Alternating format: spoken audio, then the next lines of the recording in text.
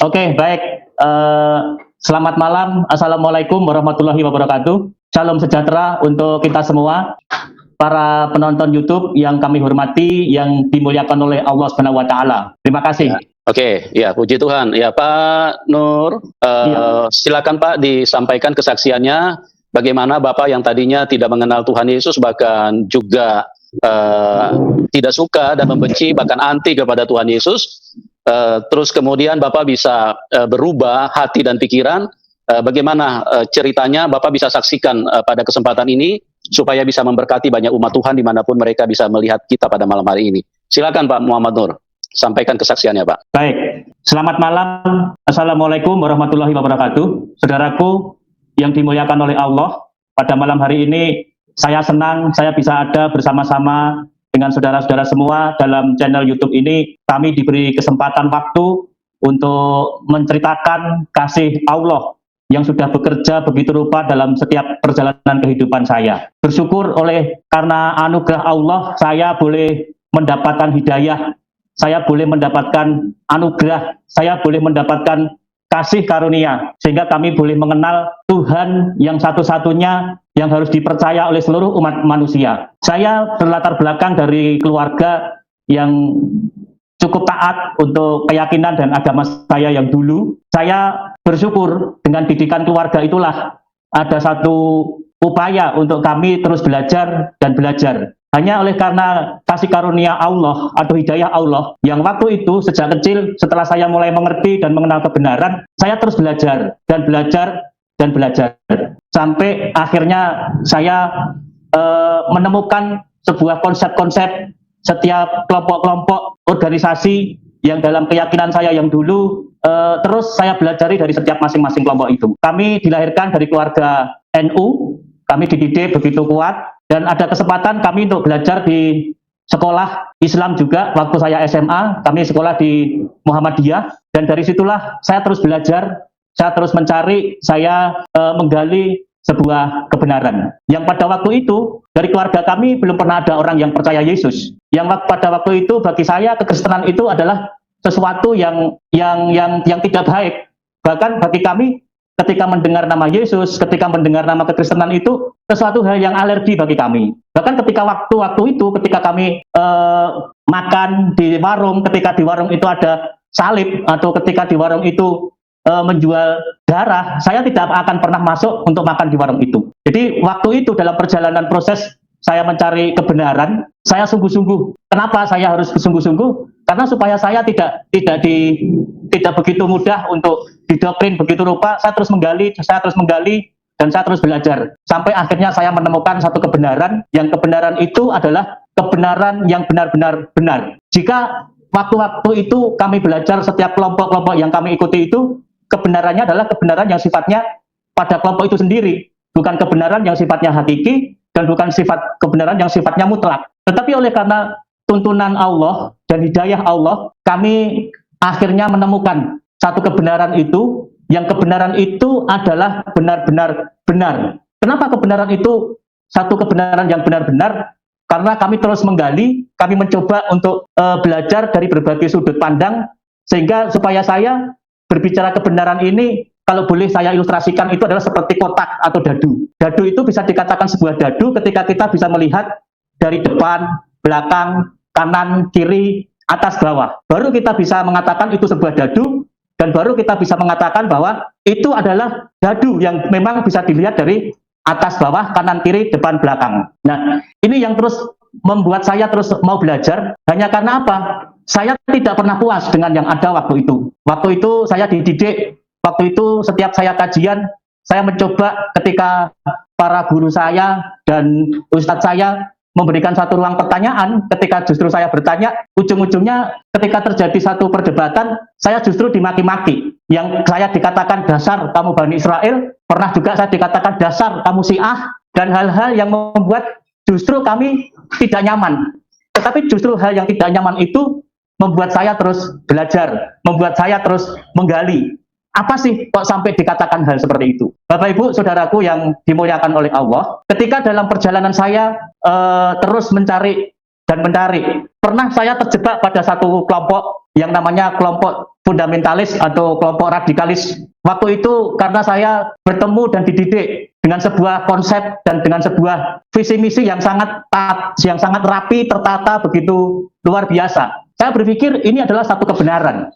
Saya berpikir ini adalah satu kebenaran yang memang harus diperjuangkan dan yang memang harus ditegakkan. Akhirnya saya masuk di kelompok organisasi itu dan saya dididik begitu rupa, saya diikut kajian, saya ikut belajar di tempat itu, saya dididik begitu rupa sampai akhirnya saya menjadi seorang yang sangat fanatis. Bahkan ketika itu bukan ketika itu sekalipun satu agama, karena itu bukan satu kelompok saya katakan itu bukanlah benar. Dari situlah saya terus dididik begitu rupa oleh karena satu dasar-dasar yang sangat kuat untuk mendidik saya, untuk mempersiapkan saya untuk menjadi orang-orang yang militan. Waktu itu kami didoktrin dengan satu ayat yang membuat saya terus berjuang, yang membuat saya terus untuk intent untuk mengikuti sebuah kajian terus, karena memiliki sebuah goal, memiliki sebuah tujuan yang sangat jelas, yaitu dalam setiap kajian-kajian selalu dilontarkan bahwa kita sebagai orang Muslim,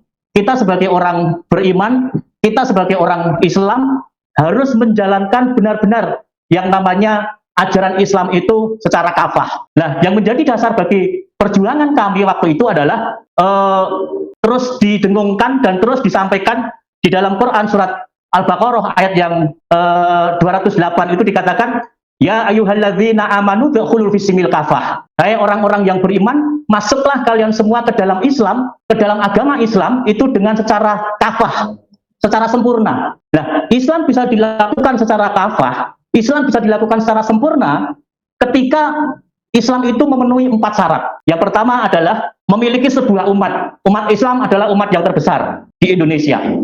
Terus yang kedua, pimpinan. Pimpinan sudah ada pemimpin-pemimpin Islam di Indonesia dan bahkan di dunia. Terus syarat yang ketiga, undang-undang. Undang-undang Islam adalah Quran dan hadis. Dan yang keempat adalah daulah Islamiyah atau yang disebut dengan wilayah. Nah, ini dipersiapkan begitu rupa. Saya dididik begitu akal sampai masuk ke dalam relung hati yang sangat dalam. Bahkan waktu-waktu di usia-usia itu, waktu itu saya tidak mengakui keberadaan NKRI. Bahkan waktu itu saking fanatiknya, karena segala sesuatu yang kami lakukan itu selalu bertentangan dengan pemerintahan. Bahkan selama saya waktu itu tidak pernah mengikuti yang namanya pesta demokrasi. Karena saya merasakan dan saya percaya bahwa itu tidak butuh bagi saya. Nah, waktu itulah saya terus didoktrin begitu rupa, dididik begitu rupa untuk memperjuangkan, untuk bisa menjalankan Islam secara kafah itu. Terus didengungkan, terus berjuang. Bahkan memiliki sebuah visi untuk menguasai seluruh lini bagian. Kalau dulu ada istilah Ipolek Sosbud Hamkan. Jadi di bidang ilmu pengetahuan, politik, budaya, kesehatan, itu semua harus dikuasai oleh Islam. Dan waktu itu saya dididik haram untuk menjadi pegawai negeri. Haram untuk menjadi pegawai negeri. Nah, disitulah terjadi satu kefanatikan, keradikalisme yang waktu itu saya ikuti. Dan sampai kalau saya dengan yang namanya orang Nasrani, dengan orang Chinese, saya mohon maaf, waktu itu saya sangat benci sekali. Tetapi ketika waktu itu saya terus merenungkan sebuah visi itu, yang mendoktrin begitu rupa kepada saya, yang mendoktrin begitu rupa terhadap diri saya mulai ingatkan, ketika kita mau mendirikan negara Islam, atau ketika kita mau menjalankan Islam secara kafah, dengan memenuhi 4 syarat, yang ketiga sudah terpenuhi, tinggal satu yang namanya daulah Islam. Sementara tidak mungkin bahwa Indonesia ini bisa tiba-tiba kok mau direbut untuk mendirikan daulah Islam. Tidak mungkin. Toh misalkan itu terjadi, pasti akan terjadi yang namanya peperangan.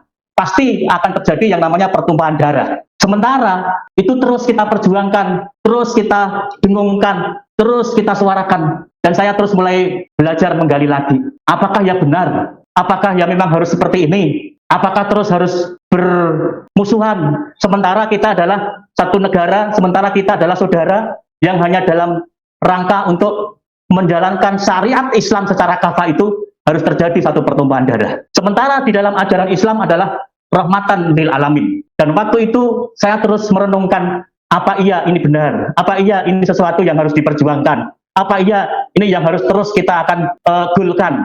Tetapi dalam perjalanan itu saya merenung, saya menggali, tiba-tiba Tuhan atau Allah mengingatkan satu dua ayat bahwa Allah menciptakan manusia bersuku-suku, berbangsa-bangsa, laki-laki dan perempuan untuk saling kenal mengenal, untuk lita'arofu. Sehingga setelah saling kenal mengenal, kita menjadi keluarga, kita menjadi saudara. Terus kami diingatkan juga dengan salah satu hadis Nabi, jika kamu hari ini bisa makan, kenyang, dan kamu mengerti tetanggamu tidak bisa makan atau kelaparan, kamu tidaklah dikatakan sebagai orang beriman. Dan kamu tidak dikatakan sebagai orang beriman jika kamu tidak bisa mencintai orang lain sebagaimana kamu mencintai dirimu sendiri. Nah, dari Quran dan ayat Quran dan hadis ini tadi membukakan saya untuk sebuah perenungan. Terus saya gali, terus saya renungkan, apa iya ya? Apa benar ya? Sementara saya sudah menjadi korban sebuah doktrin sampai umur 29 tahun, saya baru mendapatkan pencerahan dan saya berani ambil sebuah keputusan untuk menerima yang namanya kebenaran yang benar-benar benar itu tadi. Saudaraku yang dimuliakan oleh Allah Subhanahu wa taala, oleh karena anugerah dan oleh karena hidayah Allah yang berlaku atas saya, ketika saya menggali, ketika saya mencari, ketika saya merenungkan bahwa ayat-ayat yang Al-Quran jelaskan dan ayat hadis yang berikan kepada saya terus berdoa, saya terus tingkatkan amalan ibadah saya. Bahkan sholat, tidak cuma sekedar sholat wajib yang 5 waktu, saya juga terus mendekatkan diri kepada Allah, dengan saya tambah waktu-waktu sholat saya, dengan waktu sholat tahajud, dengan waktu sholat istikharah, sholat duha, dan yang lainnya, sholat rawatib. Itu dalam rangka apa? Untuk saya mendekatkan diri kepada Allah semakin lebih lagi dan saya mendapatkan satu pencerahan. Nah, waktu itu ketika saya dalam perjalanan menggali sebuah kebenaran, saya mulai tinggalkan di kota saya asal, terus saya mulai merantau ke salah satu kota di Jawa Timur. Saya menemukan satu kelompok pengajaran yang notabene ini juga membukakan satu pencerahan bagi saya yang begitu luar biasa. Kalau waktu itu kami di kota yang lama, kami mendapatkan satu pengajaran-pengajaran yang sangat fanatis dan radikalis. Dan ketika kami di salah satu kota di Jawa Timur, saya menemukan satu kelompok ajaran. Ini terpecah menjadi satu kelompok yang besar, yaitu kelompok Islam Syiah dan kelompok Islam Sunni. Nah, pas waktu perjalanan saya ke satu kota di Jawa Timur, kami menemukan satu kelompok Syiah. Dan kelompok Syiah ini kami sangat bersahabat. Kami menjadi bagian dari keluarga. Saya dengan teman saya menjadikan teman yang sangat dekat. Dan dari situlah saya mulai berinteraksi, saya mulai berdiskusi dengan kelompok Islam Syiah yang ternyata notabene dengan kelompok Islam Syiah itu menghantarkan saya untuk bertemu dengan satu pribadi yang namanya adalah Imam Mahdi. Dalam kelompok Islam Syiah menunggu kedatangan Imam Mahdi yang kedua, di dalam kelompok Kristen menunggu kedatangan Imam Mahdi atau Tuhan Yesus yang kedua. Nah, dalam proses perjalanan saya terus menggali dan belajar, sementara waktu itu tingkat fanatisme saya sangat tinggi. Dan saya juga memiliki satu visi misi dalam diri saya. Saya akan membawa orang-orang untuk masuk Islam. Saya membawa orang-orang untuk mempercayai keyakinan yang saya yakini waktu itu. Dan akhirnya oleh karena kesempatan yang Allah berikan, saya berhasil memualafkan orang Nasrani. Nah, proses perjalanan yang begitu rupa, kami terus menggali dan kami terus belajar dalam konsep Islam Syiah. Yang Islam Syiah juga mempercayai ada 12 imam, dan imam yang terakhir adalah Imam Mahdi, yang nanti akan datang di akhir zaman, akan menjadi Imam Mahdi, ya, akan menjadi penyelamat seluruh umat. Sehingga dalam konteks berdoanya pun orang Syiah juga berdoa di dalam nama Imam Mahdi atau memakai wasilah atau perantara Imam Mahdi. Nah, sayangnya Islam Syiah ini oleh kelompok orang Sunni ini dikatakan sesat. Nah, saudaraku yang dimuliakan oleh Allah, akhirnya saya terus belajar, saya terus menggali. Apakah ini yang benar? Imam Mahdi dari konsep Syiah itu adalah dari keturunan Nabi Muhammad. Tuhan Yesus yang ditunggu kedatangannya oleh orang Kristen itu adalah Nabi Isa. Dalam hati saya terus bergejolak, namun sekalipun begitu tidak mudah untuk meninggalkan rasa kefanatisan saya. Saya terus belajar, saya terus menggali. Sampai pada akhirnya kami harus memenuhi atau memutuskan satu keputusan. Antara saya harus ikut keyakinan saya yang lama, atau dengan kata lain saya harus mengikuti satu kebenaran yang benar-benar benar, atau mengikuti kebenaran yang memang belum jelas benar. Seperti itu. Saudaraku yang dimuliakan oleh Allah, ketika dalam perjalanan saya untuk mengambil sebuah keputusan. Saya juga bergejolak. Saya memiliki satu sikap yang cukup keras dan tegas. Nah, waktu itu saya ada pendekatan dengan salah seorang teman, dan teman ini beragama Nasrani, dan ini orangnya cukup saleh. Ini kebetulan jadi teman kuliah saya waktu di kuliah di kampus. Saya diperhatikan oleh teman saya juga memperhatikan teman saya. Kalau boleh juga saya sebutkan, teman saya ini adalah orang Manado. Dia Kristen, tetapi dia tidak makan daging babi. Dia tidak minum minuman keras, dia juga tidak berjudi. Bahkan dia tidak makan yang namanya udang, tidak makan yang namanya lele, bahkan minum kopi pun tidak. Nah, waktu itu saya merasa, orang ini sangat saleh sekali. Saya sempat dikasih satu statement dari dia, apa yang kamu makan, belum tentu saya makan. Tetapi apa yang saya makan, pasti kamu makan. Nah, dari situ saya kalah telak dalam rangka untuk membawa satu misi tentang kesolehan. Bahwa saya kalah kesolehan saya dengan teman saya yang Nasrani orang Advent waktu itu, saya nggak tahu. Ternyata di dalam kekristenan waktu itu ada beda-beda kelompok juga. Nah, salah satunya adalah orang Advent teman saya ini, saya mengatakan sangat saleh. Pas waktu siang hari, setelah kelas selesai, kita makan bersama. Nah, dari situlah terus kita saling memperhatikan. Dan dari situlah terus kita saling berbagi. Teman saya yang Advent tidak merokok, saya juga tidak merokok. Saya tidak suka minum minuman keras, saya juga tidak pernah minum minuman keras. Dan akhirnya terjadi satu persahabatan yang sangat baik. Nah, dari persahabatan yang baik inilah, dia punya satu teman gadis, akhirnya dikenalkan dengan saya. Nah, ketika saya dikenalkan, misi saya berjalan. Saya harus bisa mengislamkan orang Nasrani. Dalam berjalannya waktu, saya bisa memenangkan orang Nasrani Advent ini. Akhirnya mau masuk Islam, menang. Nah, saya pikir saya terus selamanya menang, tapi ternyata justru saya harus bertekuk lutut di kaki Yesus. Nah, ketika saya bisa memenangkan seorang gadis ini menjadi Muslim atau beragama Islam, akhirnya saya nikah. Saya nikahi, menjadi pasangan suami istri, dan saya tinggal di salah satu masjid, dan saya menjadi pengurus masjid, saya menjadi imam masjid.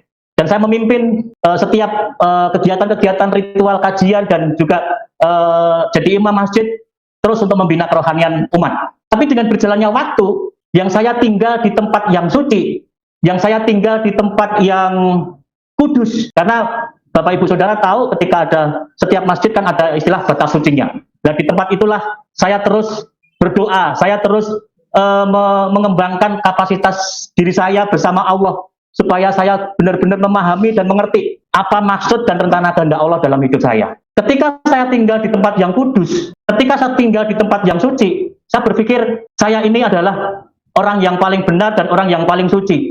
Tapi ternyata justru ketika saya tinggal di tempat itu, tidak ada kedamaian dalam hidup saya. Saya terus belajar dan saya terus menggali, saya terus belajar apa yang ada di dalam kitab suci Quran, dan saya terus belajar juga membandingkan antara kitab suci Injil dan kitab suci Al-Quran. Karena gadis yang waktu itu saya menangkan jadi Muslim, dia punya Alkitab, dan itu yang menjadi bahan bagi saya untuk belajar. Nah, dalam perjalanan waktu yang juga cukup panjang, kurang lebih 4 tahun, saya menggali, saya membandingkan, saya membandingkan antara saya harus mengikuti tetap pada konsep yang lama, atau saya harus hijrah untuk mengambil sebuah keputusan untuk percaya Isa atau Yesus itu sebagai Tuhan dan Juru Selamat. Menjadi satu pergolakan yang sangat dalam perjalanan hidup saya. Hati saya sangat galau, hati saya sangat kacau, karena untuk mengambil sebuah keputusan yang notabene adalah semua sama-sama benar menurut saya waktu itu, dan patut untuk diperjuangkan, dan patut untuk digali, dan patut untuk disuarakan. Proses perjalanan saya terus menjalin hubungan, meningkatkan hubungan saya dengan Allah. Saya terus sholat rawatib tidak pernah ketinggalan. Saya tambahkan dengan sholat-sholat istikharah, sholat tahajud, dan sholat sunnah rawatib yang lainnya untuk meminta petunjuk sama Allah. Karena dalam proses pembandingan ini, setiap hari saya berdoa kepada Allah. Dalam sholat saya membaca surat Al-Fatihah itu minimal setiap hari itu bisa sampai minimal 17 kali, karena itu yang wajib. Tapi saya terus lakukan bisa sampai lebih dari 20 kali setiap hari. Saya terus membaca Quran, surat Al-Fatihah ketika saya sholat. Karena di situ ayat itu menunjukkan ihdinas siratal mustaqim. Atau kalau saya baca dari awal, Bismillahirrahmanirrahim, Alhamdulillahirabbil alamin, Ar-Rahmanirrahim, Maliki yaumiddin, Iyyaka na'budu wa iyyaka nasta'in, ihdinas siratal mustaqim siratal ladzina an'amta 'alaihim ghairil maghdubi 'alaihim waladdallin. Nah, di ayat itu yang menunjukkan Tuhan, tunjukkanlah kami ke jalan yang lurus. Ayat itu begitu hidup, ayat itu terus terngiang-ngiang dalam batin saya. Tuhan, tunjukkanlah kami jalan yang lurus.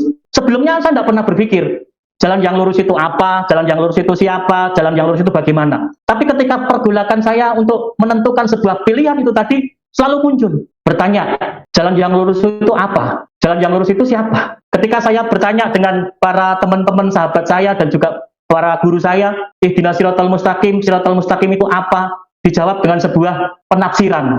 Ada yang menafsirkan siratal mustaqim itu seperti rambut yang dibelah menjadi 7, dan itu menjadi jembatan untuk menyeberang seluruh umat manusia. Tapi ada juga yang mengatakan, menafsirkan siratal mustaqim itu adalah jalan yang lurus, yang tidak berbelok-belok, yang tidak berbelok ke kanan, tidak berbelok ke kiri, lurus, yang itu akan menghantarkan kita untuk bisa masuk ke surga. Tapi ada juga yang mengatakan bahwa siratal mustaqim itu adalah Quran dan hadis. Nah, setelah saya terus bertanya kepada rekan-rekan, kadang bisa 10 orang yang saya tanya, 10 jawaban yang berbeda. Kita tanyakan kepada 5 orang yang berbeda, juga 5 jawaban yang berbeda. Akhirnya saya terus belajar, saya terus menggali, saya diskusi dengan istri saya. Terus saya terus belajar mendekatkan diri lagi kepada Allah, dan dalam kondisi hati yang kacau, dalam kondisi hati yang galau. Akhirnya saya terus buka Quran, saya belajar untuk mengulang kembali apa itu siratal mustaqim, siapa itu siratal mustaqim.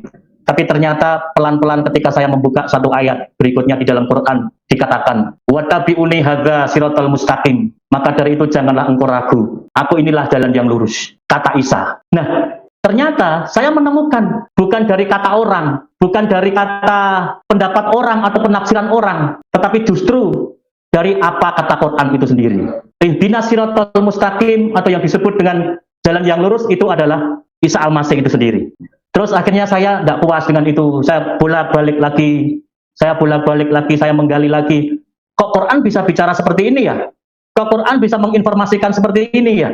Kok justru ternyata Quran menjawab bahwa siratal mustaqim itu adalah Isa Al-Masih. Saya mulai gali.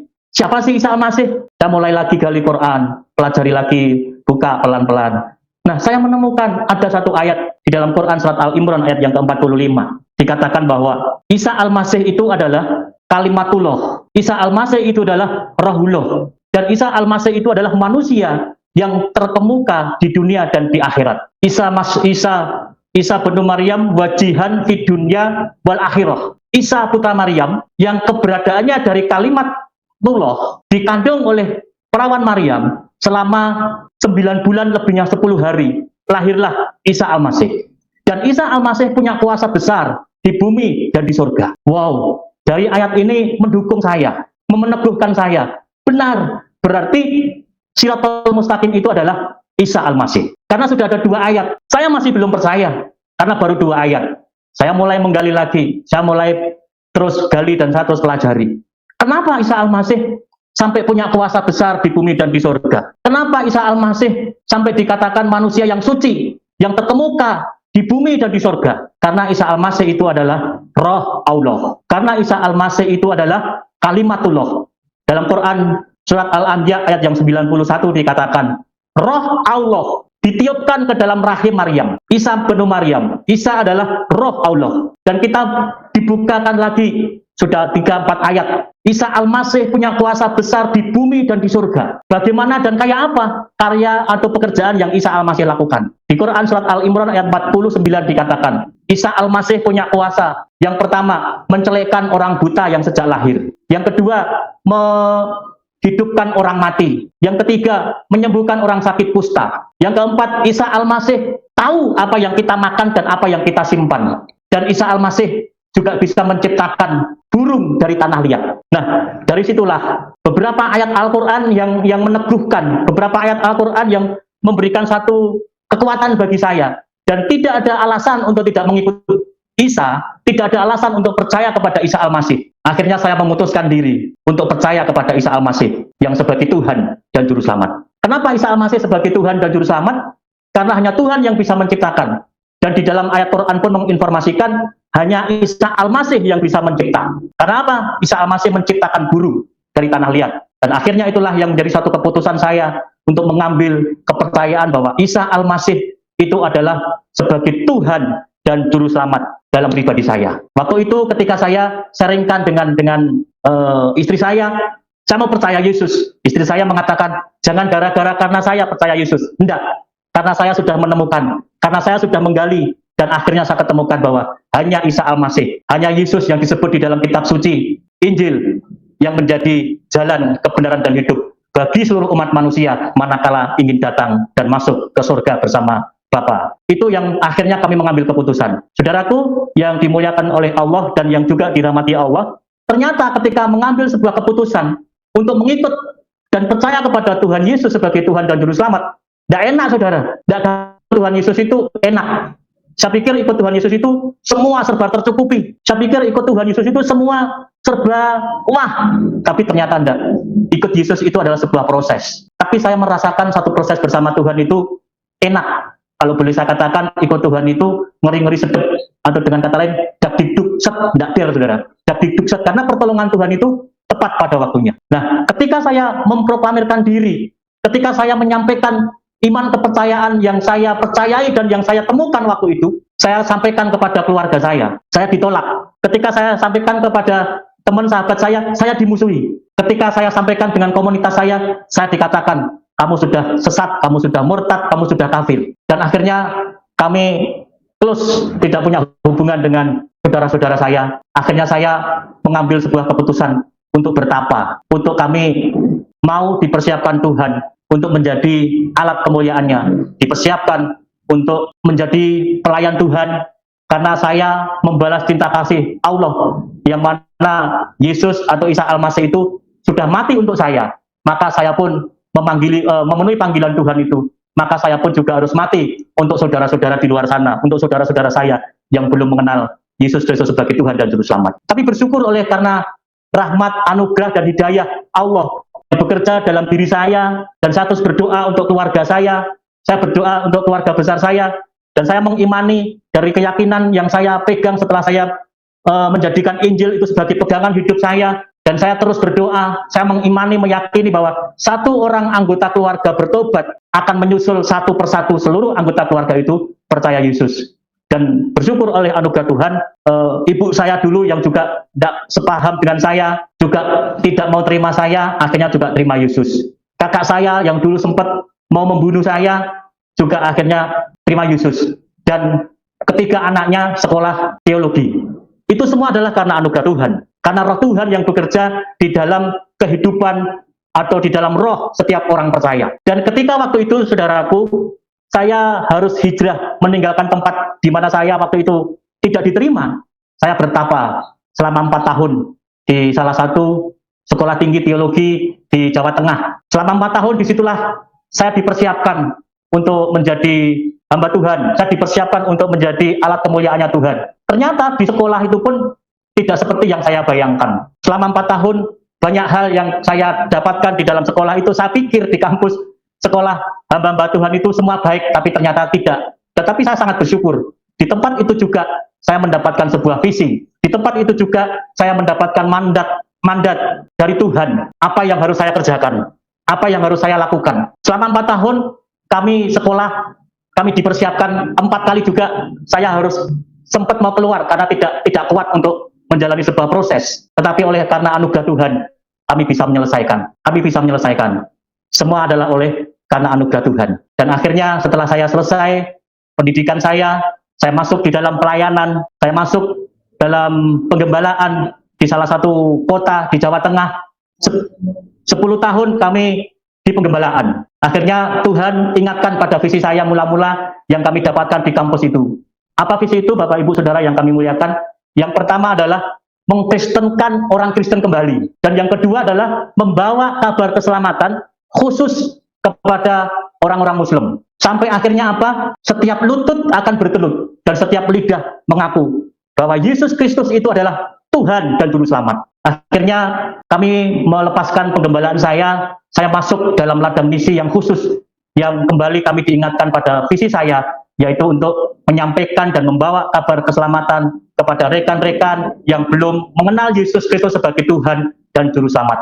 Harapan saya Setiap umat manusia percaya dan mengaku bahwa Yesus itu adalah Tuhan dan Juru Selamat. Dengan mengaku Yesus Kristus sebagai Tuhan dan Juru Selamat, akan mendapatkan satu jaminan kekekalan, akan mendapatkan jaminan hidup di surga bersama Tuhan Sang Pencipta. Mungkin itu yang bisa saya sampaikan dalam perjalanan saya untuk menemukan sebuah kebenaran di dalam Isa Al-Masih atau Tuhan Yesus Kristus. Terima kasih. Baik Pak, terima kasih Pak Muhammad Nurwiji. Kami sangat diberkati dengan kesaksian Bapak. Dan juga banyak penonton YouTube yang sangat dikuatkan, diberkati. Itu kejadiannya tahun berapa ya Pak, waktu Bapak mulai terima Tuhan Yesus? Tahun 2001 Bapak. Oh, berarti 19 tahun yang lalu ya Pak? Betul Bapak, iya. Ya.